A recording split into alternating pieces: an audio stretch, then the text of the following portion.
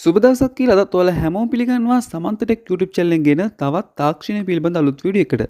ඉතින් මම මේ වීඩියෝ එකකින් ඔයාලට කියන්න බලාපොරොත්තු වෙන්නේ අපි data on කරලා Facebook, WhatsApp වගේ social media use කරන වෙලාවට විවිධ ad අපිට play වෙනවා. ඉතින් මේ ad play වෙන එක අපිට ඒව භාවිතයේදී ලොකු කරදරයක් හිසරදයක් බවට පත් වෙනවා.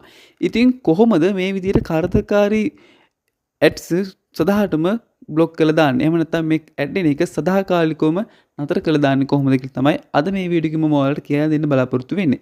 ඉතින් වීඩියෝ එක වටිනවා කියලා හිතනවා නම් ඒ වගේම වීඩියෝ එක වැදගත් කියලා හිතනවා නම් මේ දැම්ම වීඩියෝ එක ලයික් කරලා ඒ වගේම කමෙන්ට් එකකුත් දාලා ඒ වගේම channel එක subscribe කරලා වීඩියෝ එක බලන්න යන්න අමතක කරන්න එපා.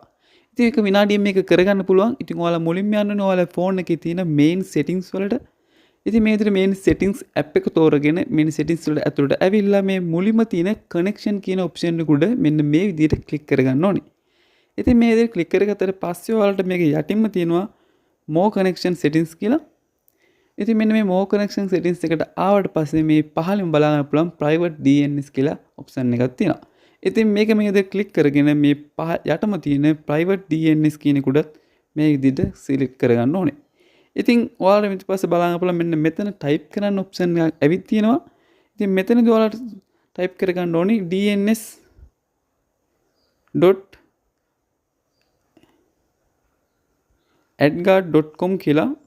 මේක නිවැරදිව ඔයාලා type කරගන්න dns@adguard.com කියලා. ඉතින් මම මේක screen එකේ දානවා.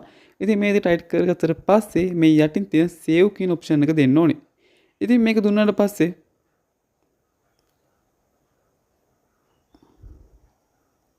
ඉතින් මේ විදිහට දෙන්න ඕනේ. ඉතින් මෙතනදී ඔයාලා මේක දැන් වීඩියෝ කරද්දී ඔයාලට පේන්නේ නැති මේක අනිවාර්යයෙන්ම data on එකේ තියලා තමයි කරන්න ඕනේ. ඉතින් දැන් ඔයාලා බලා ගන්න පුළුවන් මෙන්න මෙතන මේක හරියට ඇඩ් වුණා.